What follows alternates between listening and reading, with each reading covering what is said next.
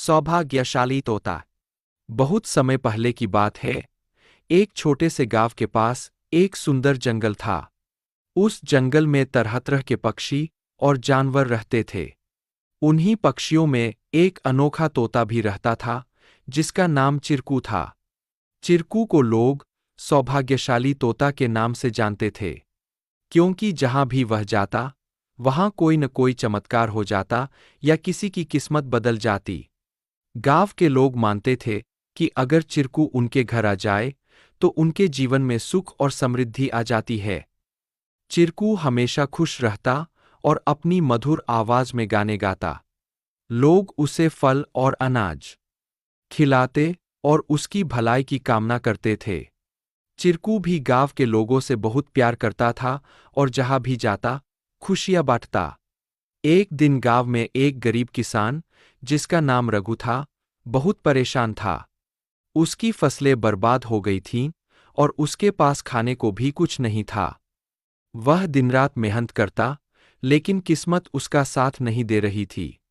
एक दिन रघु ने गांव के लोगों से चिरकू के बारे में सुना और सोचा कि शायद यह सौभाग्यशाली तोता उसकी भी मदद कर सकता है।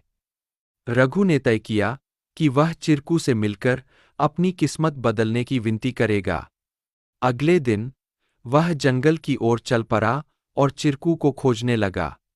बहुत ढूंढने के बाद उसे चिरकू एक पेड़ की डाल पर बैठे हुए मिला। रघु ने बड़े ही आदर के साथ कहा। चिरकू ने रघु की बातें ध्यान से सुनी और उसकी आंखों में दया उमड़ आई।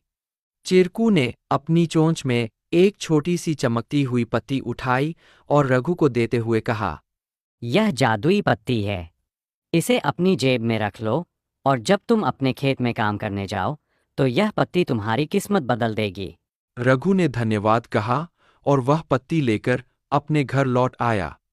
अगले दिन वह अपने खेत में काम करने के लिए गया। जैसे ही उसने खेत में जुताई शुरू की, अचानक से बारिश होने लगी।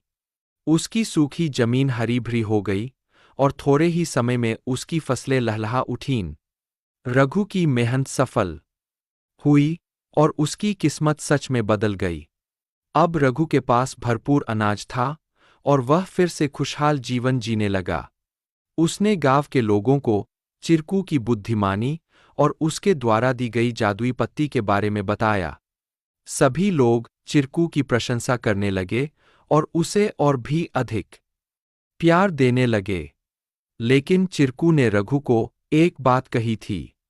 याद रखना, यह पत्ती सिर्फ तुम्हारी मेहनत का साथ देगी। अगर तुम मेहनत करना छोड़ दोगे, तो यह भी अपना जादू खो देगी। रघु ने चिरकू की बात समझ ली और कड़ी मेहनत जारी रखी। धीरे धीरे उसकी स्थिति पहले से बहुत बेहतर हो गई। वह गांव के सबसे सफल किसानों में से एक बन गया, लेकिन उसने कभी यह नहीं भूला कि उसकी सफलता में चिरकू और उसकी मेहनत का कितना बड़ा हाथ था। कहानी से सीख। इस कहानी से हमें यह सीख मिलती है कि किस्मत भी उन्हीं का साथ देती है, जो खुद मेहनत करते हैं। सौभाग्य और अवसर तभी काम आते हैं, जब हम अपने प्रयासों से उन्हें सही दिशा देते हैं। Please like, share and subscribe